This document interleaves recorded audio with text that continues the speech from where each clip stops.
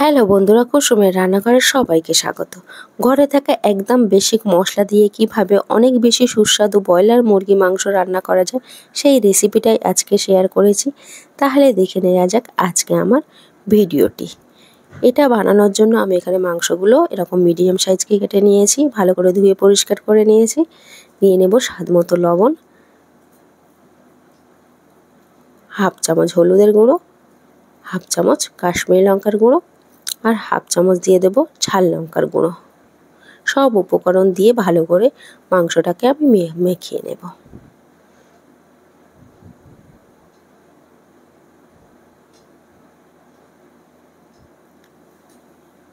মাংসটাকে মাখিয়ে নিয়েছি। এবারে অল্প একটু আমি রিফাইন অয়েল দিয়ে দেব।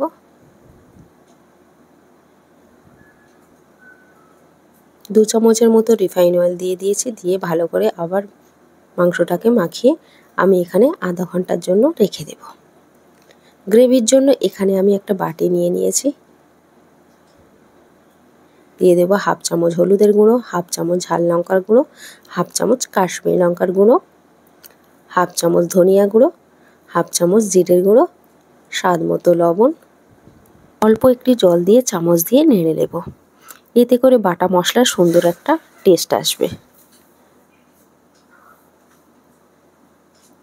এইরকমভাবে মাখিয়ে আমি 10 মিনিটের জন্য রেখে দেব। ফিরে এসে আধা ঘন্টা পরে কড়াতে তেল গরম করে নিয়েছি। এখানে আমি সাদা তেল ইউজ করেছি, আপনারা চাইলে সরিষার তেলও ইউজ করতে পারেন। আমি একটা একটা করে চিকেন দিয়ে ভালো করে ফ্রাই করে নেব। গ্যাসের ফ্লেমটা আমি হাই হিটে রেখেছি, লো হিটে রাখবেন না, তাহলে মাংস থেকে জল ছাড়তে পারে। 2 থেকে 3 মিনিট যাওয়ার পরে আমি মাংসগুলোকে একটু উল্টে দেব। খুব বেশি কড়া করব না, মিডিয়াম করে ভেজে নেব।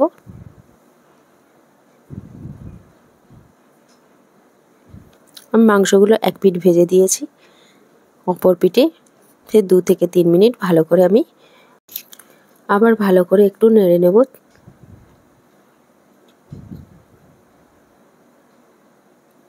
এবার আমার মাংসগুলো ভাজা হয়ে গেছে, আমি তেল থেকে উঠিয়ে নেব প্লেটের উপরে।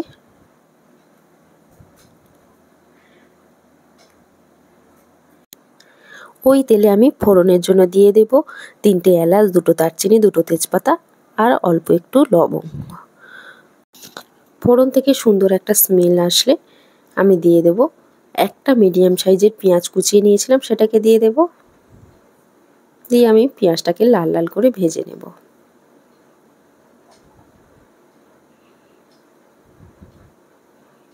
দু থেকে 3 মিনিট আমি পেঁয়াজটাকে ভেজে নিয়েছি। আমি একটা পেঁয়াজ পেস্ট করে নিয়েছি, ওটাকে দিয়ে দেব।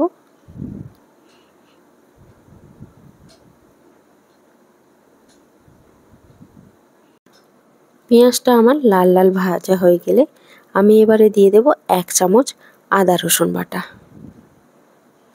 আদা রসুন বাটাটা দিয়ে আমি ভালো করে আবার একটু ভেজে নেব, নাহলে আদা রসুনের কাঁচা গন্ধটা থেকে যেতে পারে। এবার দিয়ে দেব একটা টমেটো পেস্ট করে নিয়েছিলাম, সেটাকে দিয়ে দেব। দিয়ে আমি ভালো করে কষিয়ে নেব। ভালো করে এখানে কষাতে হবে, নাহলে টমেটোর কাঁচা গন্ধ থেকে যেতে পারে। এখানে আমি যে পেস্টটা বানিয়ে নিয়েছিলাম সেটাকে দিয়ে দেব। এই সময় গ্যাসের ফ্লেমটা আমি লোতে রেখে দেব, নাহলে মশলাগুলো পুড়ে যেতে পারে।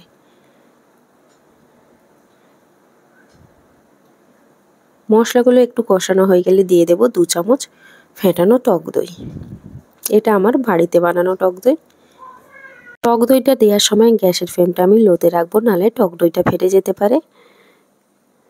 দেখুন ধীরে ধীরে মশলা থেকে আমার তেল ছাড়তে শুরু করেছে।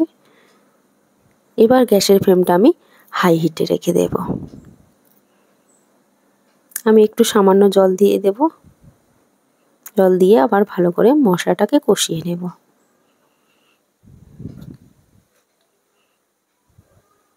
এবার আমি ভেজে রাখা যে মাংসগুলো রেখে দিয়েছিলাম সেটাকে দিয়ে দেব। দিয়ে ভালো করে আমি কষিয়ে নেব। এখন আমি একদম জল দেব না, চিকেনগুলোকে দিয়ে ভালো করে কষিয়ে নেব। এইভাবে কষিয়ে নিলে মশলাগুলো চিকেনের মধ্যে ঢুকবে, টেস্টটা আরেকটু বেড়ে যাবে।